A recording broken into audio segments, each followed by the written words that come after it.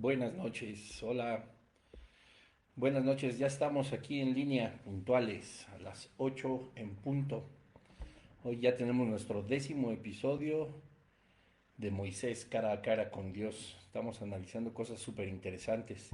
Vamos a esperar unos segundos a que todo el mundo empiece a conectarse para poder iniciar. Hoy vamos a tener un corazón, un tema muy especial. No solo por lo que vamos a aprender acerca de la palabra de Dios, sino también porque vamos a resolver o intentar resolver uno de los, bueno, yo no lo diría como uno de los dilemas dentro de la palabra de Dios, que es que Dios endurece el corazón de Faraón, ¿verdad? Para muchos esto no puede ser como posible o se espantan sabiendo que pues Dios puede inclinar los corazones, pues por supuesto. Dios dice el libro de los Salmos que todo lo que quiere lo hace, ¿verdad? Y pues quiénes somos nosotros para altercar contra Dios. Esa es la realidad. Déjenme buscarlo porque es un salmo muy bonito. Creo que es el Salmo 137. Bueno, estamos haciendo un poquito de tiempo en lo que todo mundo se conecta. Buenas noches, mi George. Estamos aquí ya viendo que ya hay algunos conectados. Si todo se oye bien, si todo está bien, pónganme un dedito arriba. Aquí está, Salmo 135, me falló por dos. Dice la palabra de Dios, porque yo sé que Jehová es grande y el Señor nuestro mayor que todos los dioses. Todo lo que Jehová quiere, lo hace. En los cielos y en la tierra y en los mares y en todos los abismos. Así que bueno, ya con esa pequeña introducción, que incluso aquí podríamos hasta terminar el mensaje de por qué Dios endurece el corazón de Faraón, pues porque él quiso, punto. No, pero sí vamos a estar analizando un poquito de lo que nos enseña la palabra de Dios. Si tú tienes ahí alguna teoría o algo que nos pueda ayudar a todos a responder por qué Dios endureció el corazón de Faraón, pues puedes apuntarlo ahí en los comentarios. Me da mucho gusto recibirlos, que todos estén empezando a conectarse. Gracias a Dios por sus vidas. Y bueno, vamos a orar para empezar con este estudio. Gracias, Padre, te damos en el nombre de Jesús por un lunes más, Señor, porque nos permites estar conectados en línea. Señor, gracias por tu misericordia, por tu bondad, gracias por este fin de semana que nos has traído tanto de ti, Señor, de tu espíritu, la fortaleza, el consejo de tu palabra, Padre. Gracias, Señor, porque estás haciendo cambios importantes en tu iglesia. Estás, Señor, moviendo a un despertar, a un genuino despertar de todos los que somos hijos tuyos. Y pues es hora, Señor, porque así como hablaremos de la libertad del pueblo de Israel, nosotros hemos sido llamados a libertad a través de tu Hijo Jesucristo, pero pues necesitamos encender nuestro fuego, necesitamos de ti, buscarte más, aprender más de ti, conocerte más a fondo, Señor, para poder cumplir tu voluntad y tus propósitos en nuestra vida, Padre. Queremos que tú, Señor, pongas en nosotros un fuego por aprender más de tu palabra, por estar más en comunión contigo, Señor. Y te damos gracias, Señor, por un lunes más en el nombre de Jesús. Amén. Amén. Aquí me están molestando mucho este reloj que ya lo voy a echar a la basura. Que me levante, que haga ejercicio. No, pues ahorita no puedo. Bienvenidos, ya se están conectando, ¿verdad? Cada vez más. Pues bueno, vamos a empezar. Hoy, como puedes ver, es el 10º episodio de la serie de Moisés cara a cara con Dios. Estamos avanzando. Hoy vamos a avanzar bastante en los versículos porque vamos a estar analizando justo el tema de hoy, que es Dios endurece el corazón de Faraón, y esto es una de las cosas más importantes o que más nos hemos preguntado, ¿verdad? O sea, ¿por qué Dios no simplemente extendió su mano poderosa y así como pudo endurecer el corazón de Faraón, pues ¿por qué no lo ablandó, verdad? En lugar de endurecerlo, pues ablandarlo, pues para que simple y sencillamente ya dejara de ir al pueblo de Israel, de Egipto, y liberarlos de la cautividad. Pero pues hay unas buenas razones por las cuales no fueron así, que vamos a estar analizando en esta noche. Así que pues vámonos a donde nos quedamos en el libro del Éxodo, en el versículo, perdón, en el capítulo eh, 5, ¿verdad? Y vamos a leer varios versículos y ahorita empezamos a platicar. Dice, em, déjenme ver si tomamos un poquito, no, desde el capítulo 5. Dice, después Moisés y Aarón entraron a la presencia de Faraón y le dijeron, Jehová, el Dios de Israel, dice así, deja ir a mi pueblo a celebrar mi fiesta en el desierto. Y Faraón respondió, ¿quién es Jehová para que yo oiga su voz y deje ir a Israel? Yo no conozco a Jehová ni tampoco dejaré ir a Israel. Y ellos dijeron, el Dios de los hebreos nos ha encontrado. Iremos pues ahora camino de 3 días por el desierto y ofreceremos sacrificios a Jehová nuestro Dios, para que no venga sobre nosotros con peste o con espada. Entonces el rey de Egipto, o sea, Faraón, les dijo, Moisés y Aarón, ¿por qué hacéis cesar el pueblo de su trabajo? Volved a vuestras tareas. Dijo también Faraón, he aquí el pueblo de tierra es ahora mucho y vosotros les hacéis cesar de sus tareas. Y sigue adelante, ¿verdad?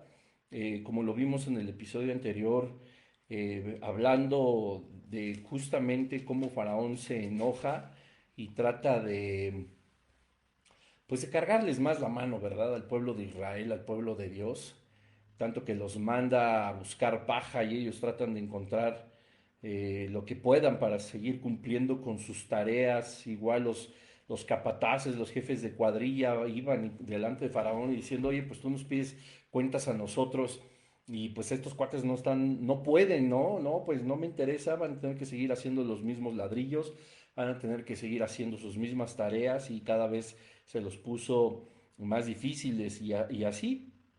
En el versículo 20 de Éxodo 5 no, leemos, y encontrando a Moisés y a Aarón que estaban a la vista de ellos cuando salía de la presencia de Faraón, le dijeron, mire Jehová sobre vosotros y juzgue, pues nos habéis hecho abominables delante de Faraón y de sus siervos, poniéndoles la espada en la mano para que nos maten.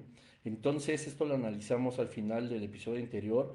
Moisés se volvió a Jehová y dijo, Señor, ¿por qué afliges a este pueblo? ¿Para qué me enviaste si después que yo vine de Faraón para hablarle en tu nombre ha afligido a este pueblo y tú no has liberado a tu pueblo? Dice el capítulo 6, Jehová respondió a Moisés y le dio todas las razones, ¿verdad? Analizamos que le dijo al menos tres veces, que él era Jehová y que deberíamos de confiar en su nombre. Una vez más en el versículo 11 le dice, entra y habla a Faraón, rey de Egipto, que deje ir de su tierra a los hijos de Israel. Y respondió Moisés delante de Jehová, aquí los hijos de Israel no me escuchan. ¿Cómo pues me escuchará Faraón siendo yo torpe de labios? Y habíamos platicado también de esto. Entonces Jehová habló a Moisés y a Aarón y les dio mandamiento para los hijos de Israel y para Faraón, rey de Egipto, para que sacasen a los hijos de Israel de la tierra de Egipto. Entonces, estos son los jefes de las familias de sus padres, los hijos de Rubén. No me lo voy a saltar toda la cantidad de nombres porque no sea importante, porque yo considere que no tenga importancia. En realidad la tiene. Pero para enfocarnos de una forma más exacta al tema de hoy, como lo dijimos desde el inicio de la serie, no vamos a analizar versículo por versículo, sino los elementos importantes acerca de la relación de Moisés cara a cara con Dios. Pero seguimos adelante. Eh, Nos vamos hasta el versículo del capítulo 6 del libro de Éxodo, al versículo 27, donde dice, estos son los que hablaron a Faraón, rey de Egipto, para sacar de Egipto a los hijos de Israel. Moisés y Aarón fueron estos. Cuando Jehová habló a Moisés en la tierra de Egipto, entonces Jehová habló a Moisés diciendo, una vez más, yo soy Jehová, di a Faraón, rey de Egipto, todas las cosas que yo te digo a ti. Y Moisés respondió delante de Jehová, he aquí yo soy torpe de labios, ¿cómo pues me ha de oír Faraón? Jehová dijo a Moisés, mira, yo te he constituido Dios para Faraón y tu hermano Aarón será tu profeta, Dios con D minúscula, para que no digan una vez más como les decía que, no, que Moisés era un Dios, etcétera. Tú dirás todas las cosas que yo te mandé y Aarón tu hermano hablará a Faraón para que deje ir de su tierra a los hijos de Israel. Y aquí ya viene el tema. Versículo 31, yo endureceré el corazón de Faraón y multiplicaré en la tierra de Egipto mis señales y mis maravillas. Y Faraón no os oirá, mas yo pondré mi mano sobre Egipto y sacaré a mis ejércitos, mi pueblo, los hijos de Israel de la tierra de Egipto con grandes juicios. Y sabrán los egipcios que yo soy Jehová cuando extienda mi mano sobre Egipto y saque a los hijos de Israel del medio de ellos. E hizo Moisés y Aarón como Jehová les mandó.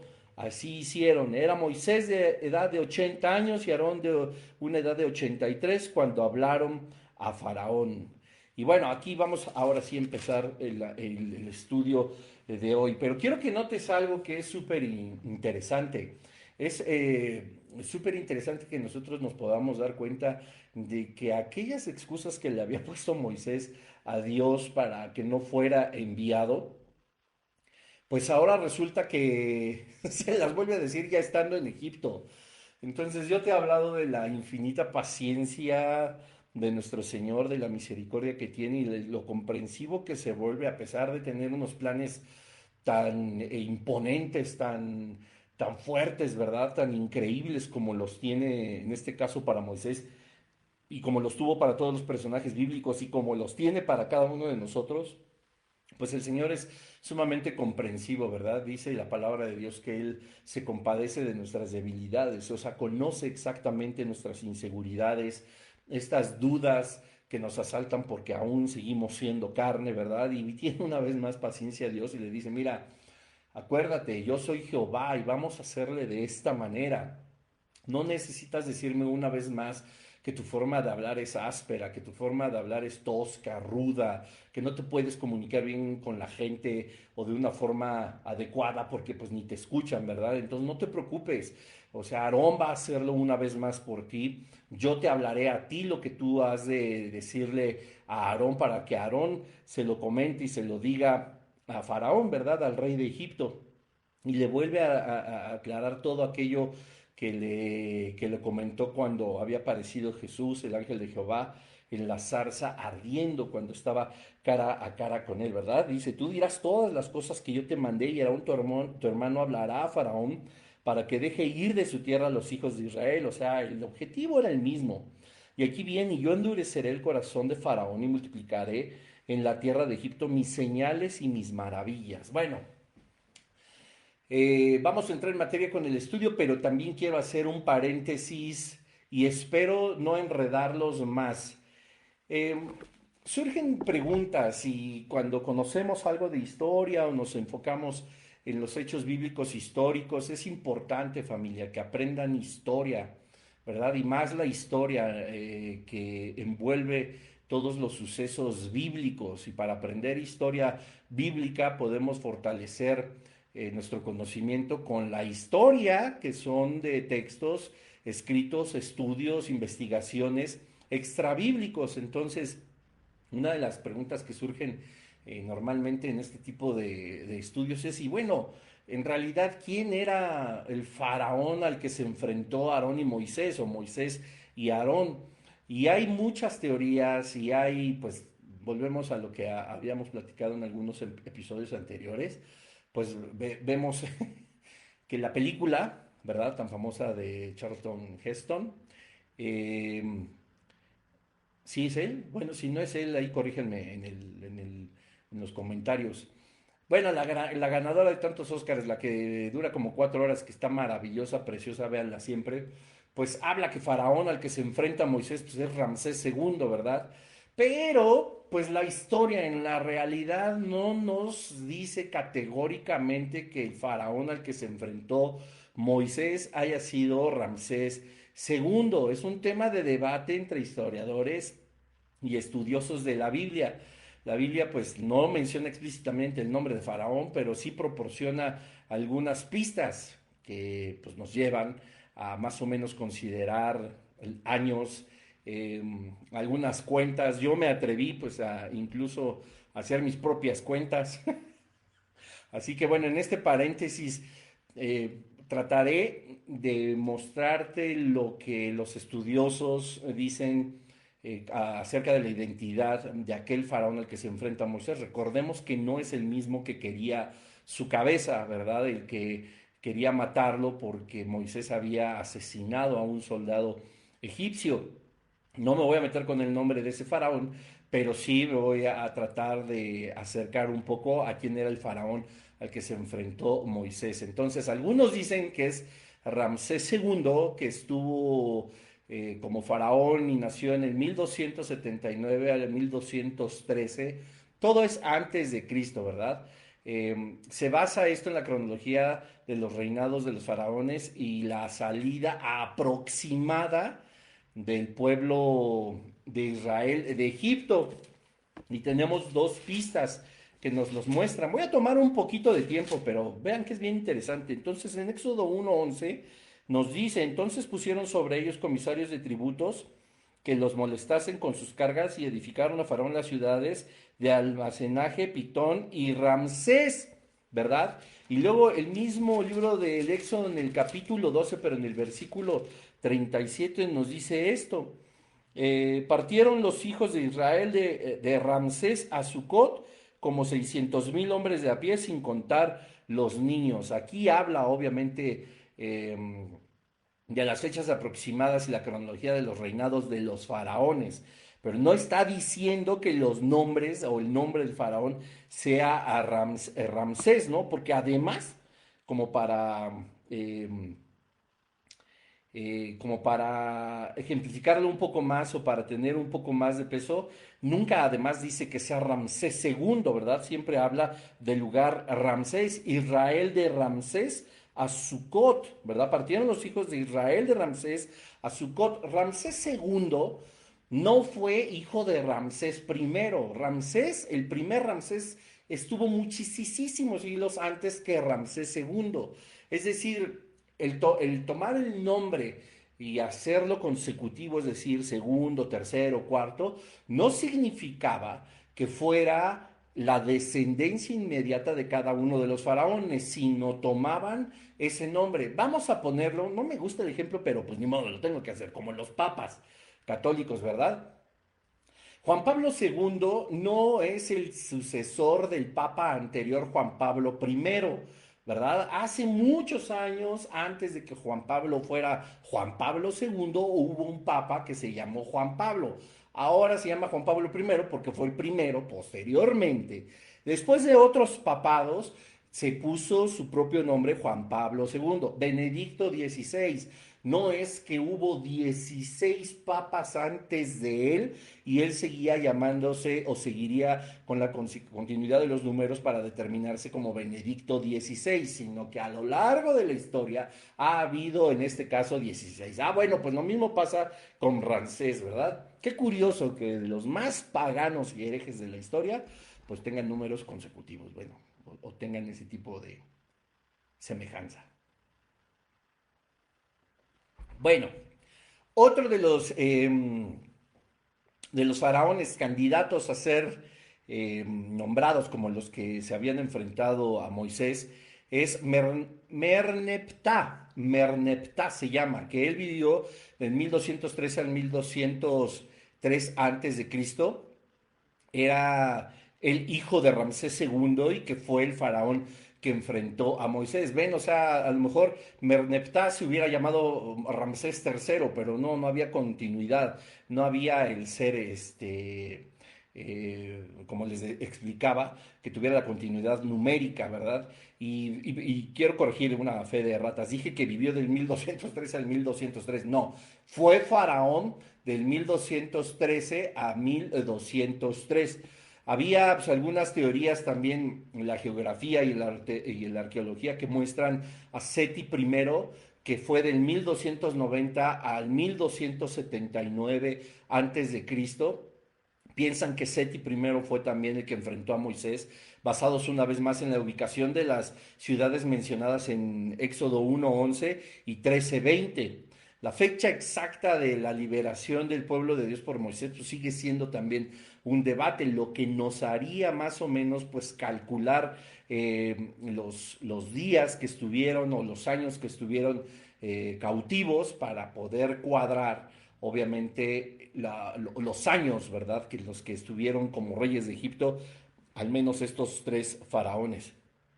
Dice la Biblia, perdón y disculpen ustedes, en Éxodo 12, capítulo 12, versículos 40 al 42, se los voy a leer. El tiempo que los hijos de Israel habitaron Egipto fue 430 años, y pasados los 430 años, en el mismo día todas las huestes de Jehová salieron de la tierra de Egipto. Es noche de guardar para Jehová por haberlo sacado en ella de la tierra de Egipto. Esta noche debería guardarla para Jehová todos los hijos de Israel en sus generaciones. Pues aquí nos habla obviamente de cómo se celebraba la Pascua, cuando eran ya pues finalmente libres, pero habla el versículo 40 que fueron 430 años. Ahora, basado justamente en esta cantidad de años y poniendo pues un poco más en contexto cómo inicia el libro del Éxodo, y quiero leérselos, dice en el versículo 5 del capítulo 1, todas las personas que le nacieron a Jacob fueron 70 y José estaba en Egipto. Y murió José y todos sus hermanos y toda aquella generación, ¿verdad? O sea, está hablando, estos son los nombres de los hijos de Israel que entraron en Egipto en el versículo 1. Con Jacob cada uno entró con su familia. A partir de ahí, dice la palabra de Dios en el versículo 40 del capítulo 12 de Éxodo que el tiempo que los hijos de Israel habitaron en Egipto fue 430 años, ¿verdad? El cautiverio de los 400 años. Nos muestra el capítulo 1, pues que las personas que nacieron cuando José estaba en Egipto, fueron obviamente creciendo y murió José y todas sus hermanas y toda aquella generación. Hay algunos estudios que hablan acerca de las generaciones, de cuánto dura. Y hay teorías en que cada generación cambia cada 24 años, cada 28. Es alrededor de eso cuando van cambiando las generaciones. Las generaciones no se dan de un padre a un hijo, una generación, de ese hijo al nieto, otra generación. Se pueden decir que son generaciones como, pues por descendencia, pero hablando de generación en un contexto global, es decir, como por una etapa de gobierno, de madurez, de todas las áreas, se habla que es entre 24 a 28 años, probablemente 25, 26. Entonces los números aquí me llamaron mucho la atención porque yo dije, a ver, bueno, si la Biblia nos enseña en qué año estuvo José, más o menos, obvio, les repito, todos son cálculos aproximados. Y dice la palabra de Dios que desde que estuvo José en Egipto hasta que fueron libertados fueron 430 años. Entonces yo me di a la tarea, por supuesto, de calcular más o menos, ¿verdad? Hay muchos faraones, hay muchas historias, hay demasiada información acerca del antiguo Egipto, pero si tomamos en cuenta el faraón que fue quien le dio poder a José en Egipto, pues tendríamos que regresarnos al menos esos 300, 430 a 450 años, ¿verdad? De la liberación del pueblo. No nos dice la Biblia en qué momento exacto del reinado de este faraón lo puso sobre Egipto y cuánto tiempo pasó en que fueran muriendo esta generación. Pero te repito, esa generación, la de Jacob, pues obviamente él era el padre de ellos, pues tuvo que morir mucho antes y después murió José, quizá a la siguiente generación o quizá dos después.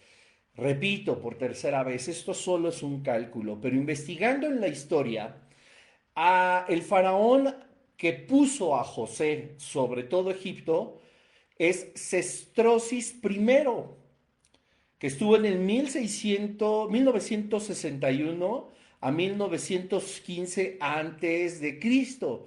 Si fue José en el año, vamos a suponer, 1925, es decir, cuando Sestrosis I contó con José, digamos, a la edad más o menos de entre 30 a 35 años del faraón, Sesostris primero, entonces tendríamos que concluir que alrededor del año 1925 antes de Cristo fue que pusieron a José a cargo de Egipto.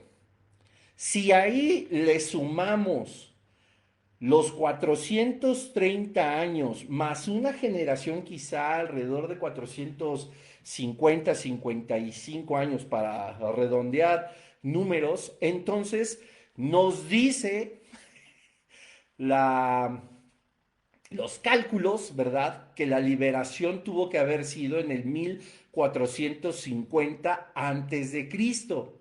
Digamos que José estuvo a cargo unos 40 años, más o menos nos dan entonces 430 años de esclavitud, ¿verdad? Entonces, si nos da esa cifra, más o menos tendríamos que concluir que el faraón que estuvo a cargo fue alrededor del 1450, 1400 antes de Cristo. Lo que nos pone, pues, como candidato más cercano y más oficial a Tutmosis III. Pero, porque él estuvo entre el 1479 al 1425. Pero si nos acercamos todavía más a un cálculo, entonces tendríamos que decir que el faraón que se estuvo enfrentando a Dios a través de Moisés es Amenhotep II, que cumple más o menos los años del 1425 al 1400 antes de Cristo en su reinado y que pues haciendo una vez más las sumas, y en este caso sé que suena ilógico, la resta porque el conteo de años va al revés, antes de Cristo va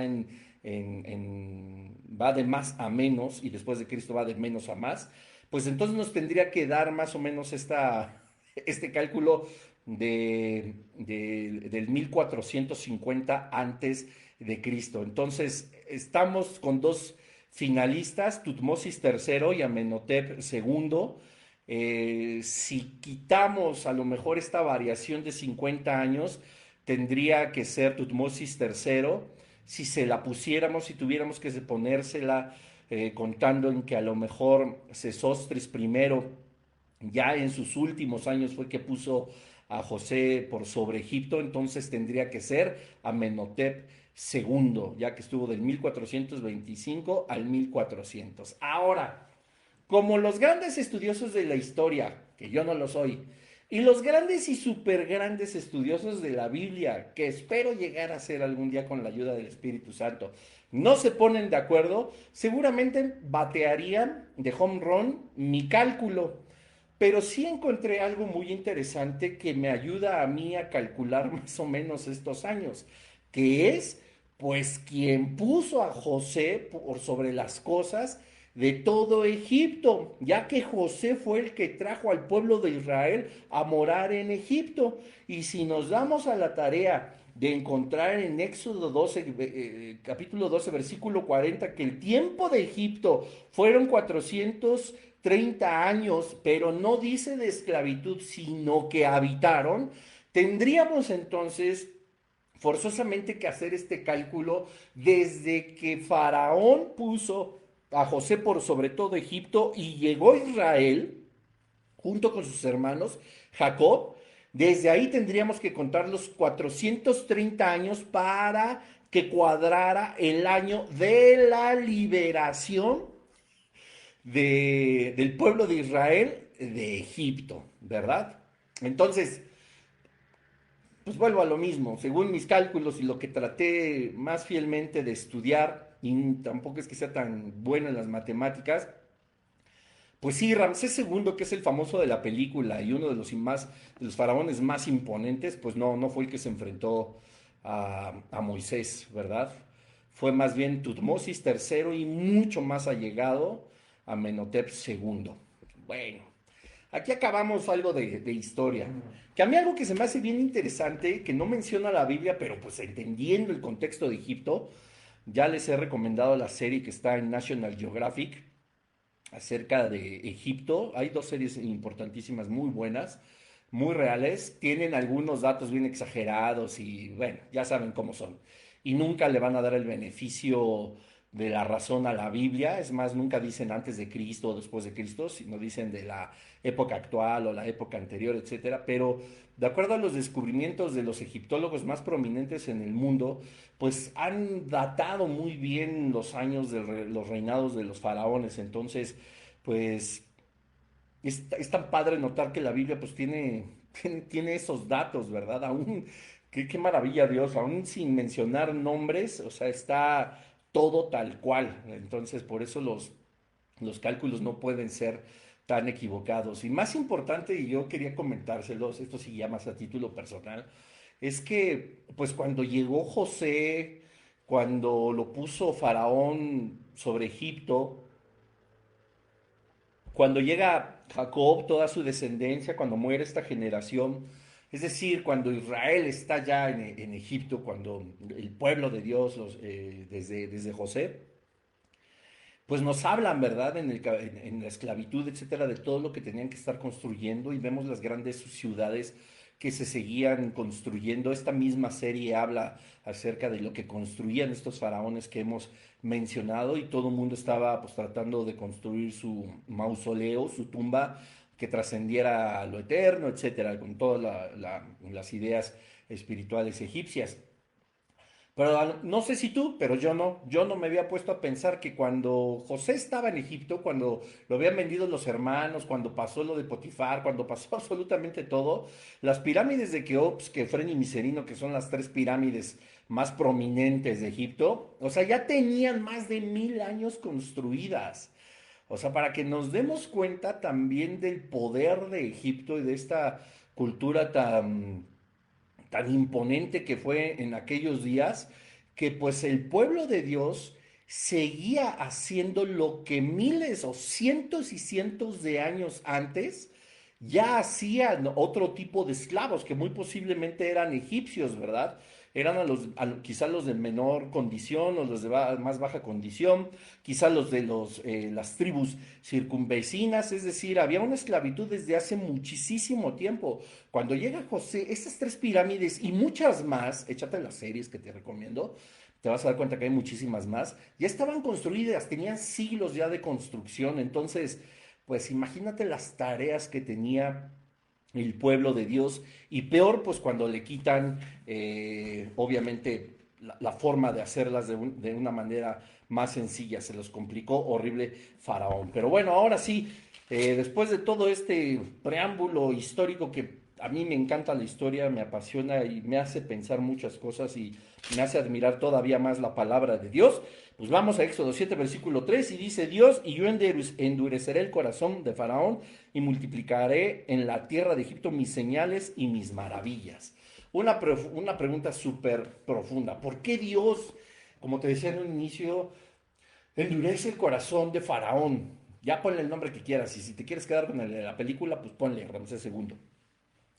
Y hay buenas razones, ¿verdad? Y algunas parecieran que no tienen como un suficiente peso teológico, pero la realidad es completamente otra, ¿no? Además, creo que se conectaron un poco tarde, pero les leía el Salmo 135, que nos hace pues, reflexionar más en cómo y por qué hace Dios las cosas. Y pues bueno, si llegaste tarde, déjame leértelo desde el versículo 5 que dice, porque yo sé que Jehová es grande y el Señor nuestro mayor que todos los dioses.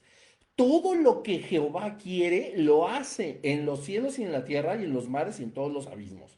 Grábate esto, Salmo 135, versículo 6. Todo lo que Jehová quiere lo hace. Y como nos enseña también palabra de Dios, el barro le dirá al alfarero, ¿por qué me hiciste así? O sea, la doctrina de la soberanía de Dios es algo que debemos de estudiar y que debemos de comprender perfectamente.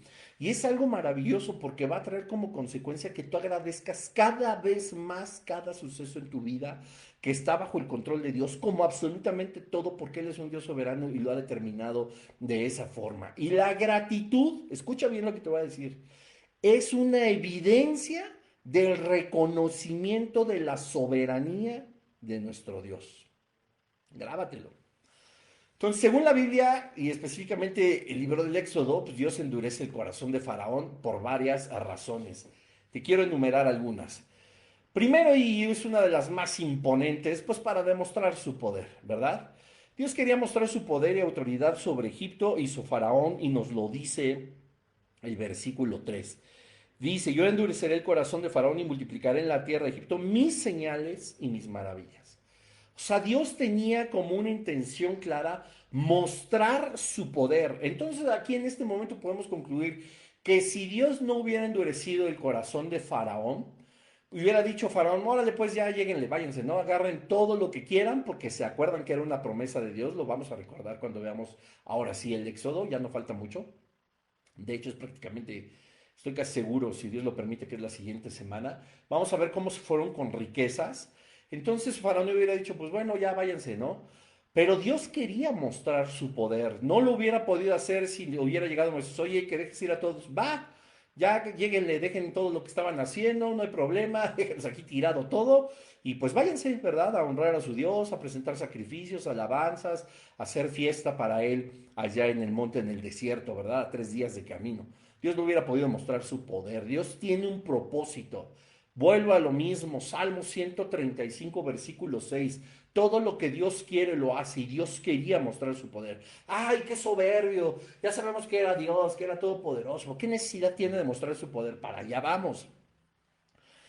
Dice el texto, al endurecer el corazón de Faraón, Dios mostró que era más poderoso que cualquier rey o dios pagano. El testimonio que Dios da de sí mismo, pareciera que pudiéramos cuestionarlo y decir, "Oh, Dios no necesita dar testimonio, Él es quien es. Él decía, yo soy el que soy, yo soy el gran yo soy, ¿no? El que siempre he sido, el que es y el que será, ¿verdad? O sea, que falta a lo mejor de, no sabría cómo definirlo, pero ¿por qué tendría Dios necesidad de mostrar su poder? Pues sí, yo estoy de acuerdo a lo mejor en esa pregunta. ¿Qué necesidad tenía Dios de dejarnos también este libro? ¿Qué necesidad tenía Dios también de mandar a su Hijo unigénito a morir por cada uno de nosotros, ¿verdad? Y hacer salvos a aquellos que lo recibieran, como nos enseña la palabra, ¿verdad? Dios quería demostrar su grandiosidad y su poder y que no había otro rey ni Dios como Él, justamente para que todo mundo se volviera a Él. Juan 3:16 cuando dice, de tal manera amó Dios al mundo que mandó a su Hijo unigénito para todo aquel que en Él creyera no se perdiera, mas tenga la vida eterna.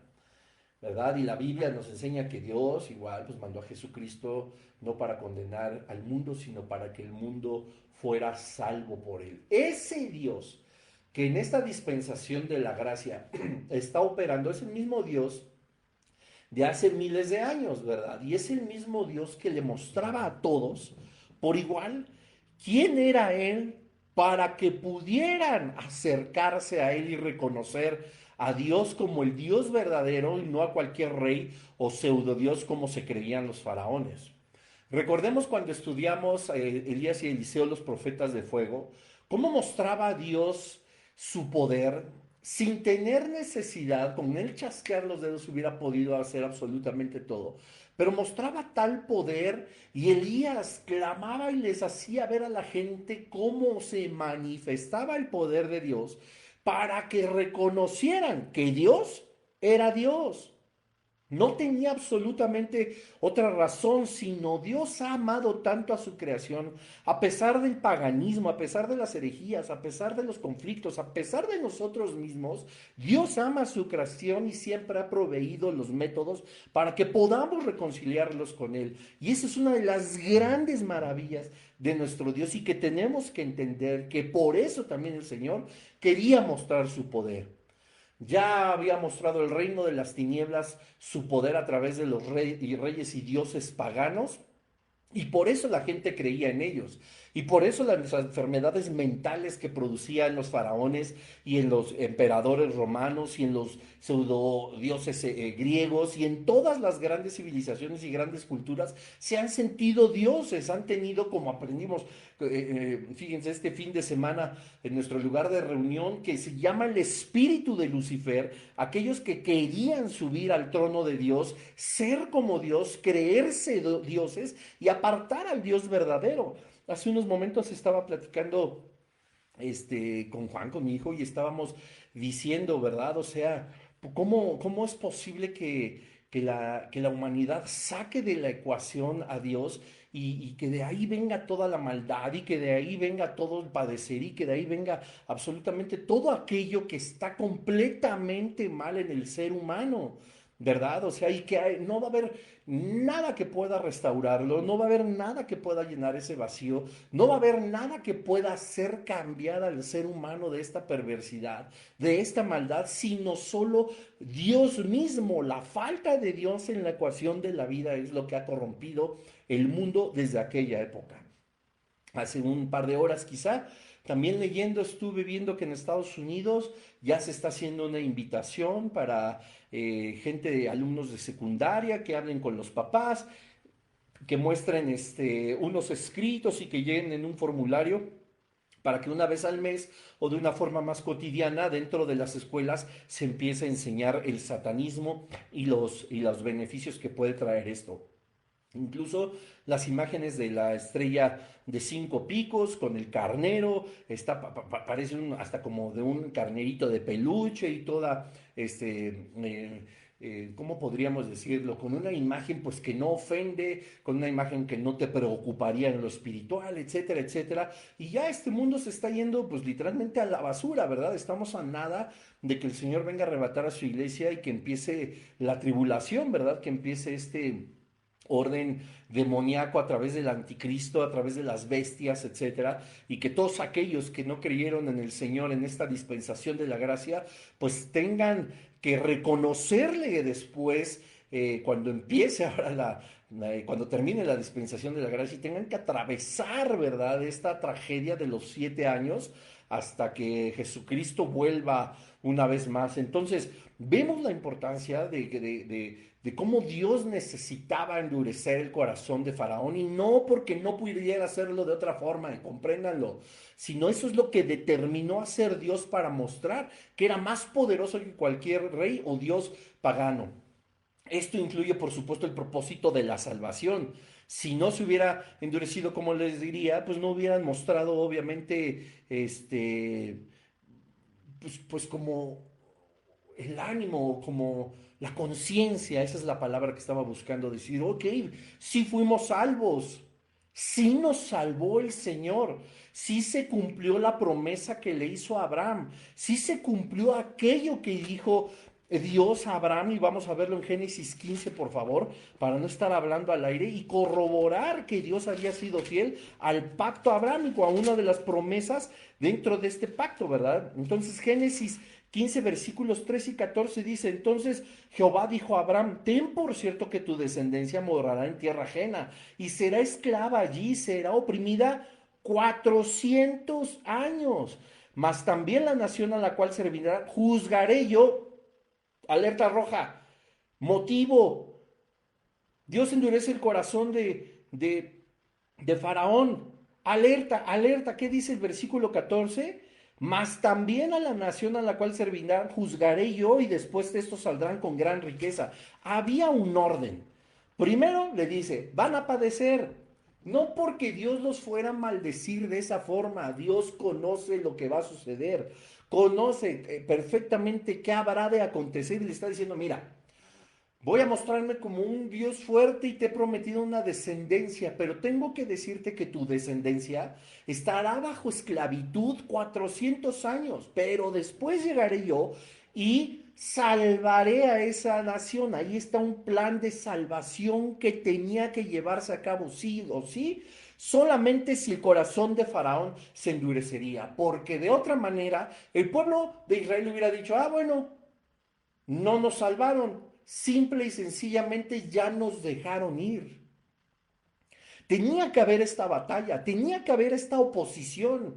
Tenía el pueblo de Israel que comprender que el poder de Dios se estaba manifestando de tal forma que lo que clamaron durante generaciones y generaciones, siglos y siglos, estaba llevándose a cabo en ese momento, que era rescatarlos, que era salvarlos. Pero cosa maravillosa como punto adicional para que Dios endureciera el corazón de Faraón.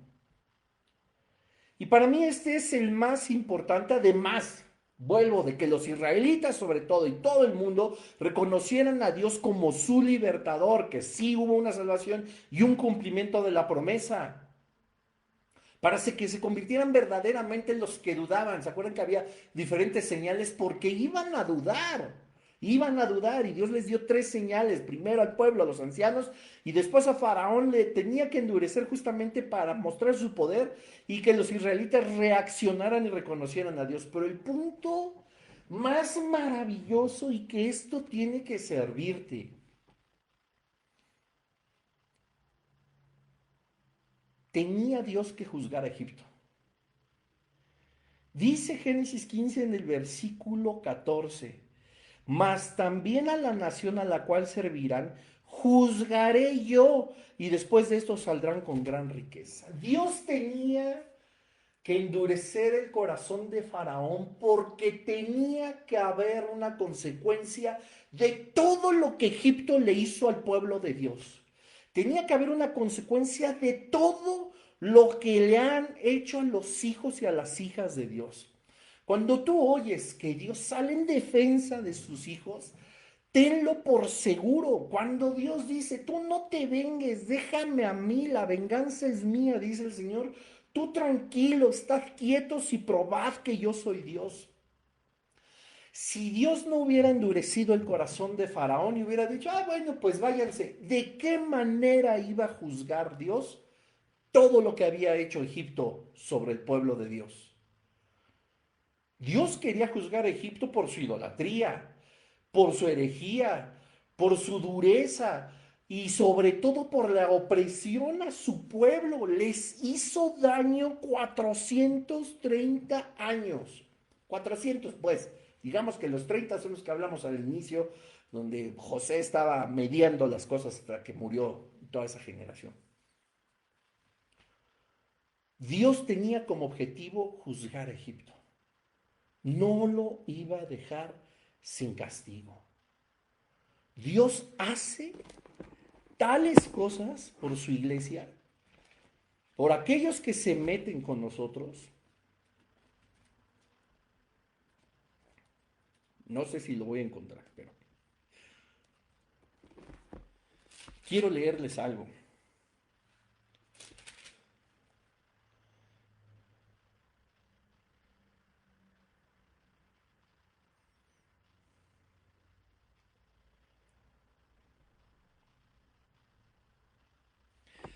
Salmo 18. Este es uno de mis salmos favoritos. Yo siempre cuando he tratado de compartirlo y como en este momento te lo diré, Dios es capaz de hacer tal cosa. Imagínense, el versículo de Génesis 15 que dice es que tienen que pagar. Esto no se queda así. Afectaron a mis hijos, afectaron a mi pueblo. Dice el Salmo 18, lo voy a leer, no es todo, pero entremos en contexto. Te amo, oh Jehová, fortaleza mía. Alabanza y reconocimiento de la majestad de Dios. Jehová, roca mía y castillo mío y mi libertador. Dios mío, fortaleza mía, en él confiaré. Mi escudo y la fuerza de mi salvación, mi alto refugio. Aquí viene. Invocaré a Jehová, quien es digno de ser alabado, y seré salvo de mis enemigos. 400 años el pueblo de Israel clamando. Me rodearon ligaduras de muerte y torrentes de perversidad me atemorizaron. Ligaduras del Seol me rodearon, me tendieron lazos de muerte. En mi angustia invoqué a Jehová y clamé a mi Dios. Él oyó mi voz desde su templo. Y mi clamor llegó delante de él a sus oídos. Ya. 400 años de opresión, Génesis 15, del 13 al 14. El 14 nos dice, voy a liberarlos y aparte voy a juzgar al pueblo egipcio. Necesito endurecer el corazón de Faraón para que se niegue y yo tenga la oportunidad de mostrar mi verdadero poder. Para mostrar mi poder, para que vean que soy el único Dios, para que vean que mi plan de salvación es algo que prometí que estoy haciendo y lo reconozcan. Para que el endurecimiento de corazón trajera, quiero decirlo de esta manera, esta consecuencia, tenía Dios que actuar de esa forma. Y es justo, o sea, me parece justo. Estoy seguro que mis palabras no alcanzan a hacerte a comprender lo que vivió el pueblo de Israel. Quizá ni la película, pero oro para que el Espíritu Santo de Dios nos pueda mostrar, aunque sea una pequeña parte del sufrimiento y la angustia de este pueblo y cómo clamaban décadas tras décadas, siglo tras siglo, sin perder la fe, que incluso ya hablamos en un episodio anterior. Y esto es para ti y para mí en estas horas también, en estos días. Clama al Señor. Él escucha nuestras oraciones. Él no está sordo, solo está esperando el momento de actuar conforme a su propósito y a su voluntad, y nos toca a nosotros confiar en Él. Nos toca a nosotros esperar justamente en Dios. Dice David, me rodearon ligaduras de muerte y torrentes de perversidad me atemorizaron. Ligaduras del Seol me rodearon, me tendieron lazos de muerte. Pero aquí es lo que hacemos tú y yo todo el tiempo. En mi angustia invoqué a Jehová y clamé a mi Dios. Él oyó mi voz desde su templo y mi clamor llegó delante de él a sus oídos. Dios nos ha escuchado y mira lo que es capaz, como siempre lo digo, de hacer Dios por ti, por mí. Y lo hizo por Israel y por eso endureció el corazón de Faraón. La tierra fue conmovida y tembló. Se conmovieron los cimientos de los montes y se estremecieron porque se indignó él. Humo subió de su nariz y de su boca fuego consumidor. Carbones fueron por él encendidos. Inclinó los cielos y descendió. Y había densas tinieblas debajo de sus pies. Cabalgó sobre un querubín y voló. Voló sobre las alas del viento. Puso tinieblas por su escondedero, por cortina suya alrededor de sí, oscuridad de aguas, nubes de los cielos. Por el resplandor de su presencia, sus nubes pasaron, granizo y carbones ardientes. Tronó en los cielos Jehová y el Altísimo dio su voz, granizo y carbones de fuego. Envió sus saetas y los dispersó, lanzó relámpagos y los destruyó. Entonces aparecieron los abismos de las aguas y quedaron al descubierto los cimientos del mundo. A tu reprensión, oh Jehová, por el soplo de aliento de tu nariz. Envió desde lo alto, me tomó, me sacó de las muchas aguas, me libró de mi poderoso enemigo y de los que me aborrecían, pues eran más fuertes que yo. Me asaltaron en el día de mi quebranto, mas Jehová fue mi apoyo. Me sacó al lugar espacioso, me libró porque se agradó de mí. Jehová me ha premiado conforme a mi justicia, conforme a la limpieza de mis manos me ha recompensado. Porque yo he guardado los caminos de Jehová y no me aparté impíamente de mi Dios. Exactamente lo que hizo el pueblo de Israel. Y cuando dice Génesis 15:14 que él va a juzgar Egipto, es porque Dios estaba indignado con todo lo que le habían hecho a su pueblo. No podía permitir Dios que Faraón y Egipto se salieran con la suya, por decirlo en términos claros. Y algo que es importante destacar, y con esto quiero terminar. La Biblia no sugiere que Dios obligó a Faraón a hacer algo en contra de su voluntad. Faraón era orgulloso. Faraón era y creía ser un Dios. ¿Y se acuerdan cuando leímos quién es Jehová? ¿De qué me hablas? El único Dios soy yo. Con esa soberbia, Dios dijo, ah, sí, bueno. Su corazón estaba endurecido, pero el continuo endurecimiento a través de las plagas que Dios envió, y no nos da tiempo ahorita ya de leerlo, esto te lo dejo de tarea, lee todas las plagas, en todo momento Faraón se mantuvo soberbio. Eso ya no fue cosa de Dios, por decirlo así. Simple y sencillamente, Faraón se endureció a sí mismo. Ay.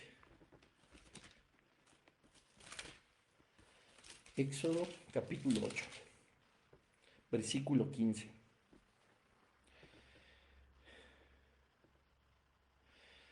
Bueno, vienen aquí las plagas de los piojos, dice el 13, e hizo Jehová conforme a la palabra de Moisés, y murieron las ranas de las casas, de los cortijos, de los campos, y las juntaron en montones y apestaba la tierra. Versículo 15, pero viendo Faraón que le habían dado reposo, endureció su corazón y no los escuchó como Jehová lo había dicho. Aquí no dice que Dios lo hizo. Aquí dice que el continuo endurecimiento, la continua falta de voluntad de liberar al pueblo de Dios ya era culpa de Faraón. Era su propia soberbia. Dice del mismo capítulo 8, pero ahora en el versículo 30, no, déjenme ver, 32 desde el 31 o 30. Entonces Moisés salió de la presencia de Faraón y oró a Jehová. Y Jehová hizo conforme a la palabra de Moisés y quitó todas aquellas moscas, la plaga de las moscas de Faraón, de sus siervos, de su pueblo, sin que quedara una. Entonces va y le pregunta vez más, ¿no? ¿Qué onda los vas a liberar? Mas Faraón, que dice, endureció aún esta vez su corazón y no dejó ir al pueblo. Una vez más, no quiso hacerlo. Y más adelante, en el versículo 9, con la plaga y de las úlceras y todo eso. Versículo 15 del capítulo 9, porque ahora yo extenderé mi mano para herirte a ti y a tu pueblo de plaga, y serás quitado de la tierra, y a la verdad yo te he puesto para mostrar en ti mi poder. Ahí está Dios hablando, he puesto esto para mostrar en ti mi poder, y para que mi nombre sea anunciado en toda la tierra. ¿Todavía te ensoberbeces contra mi pueblo para no dejarlos ir?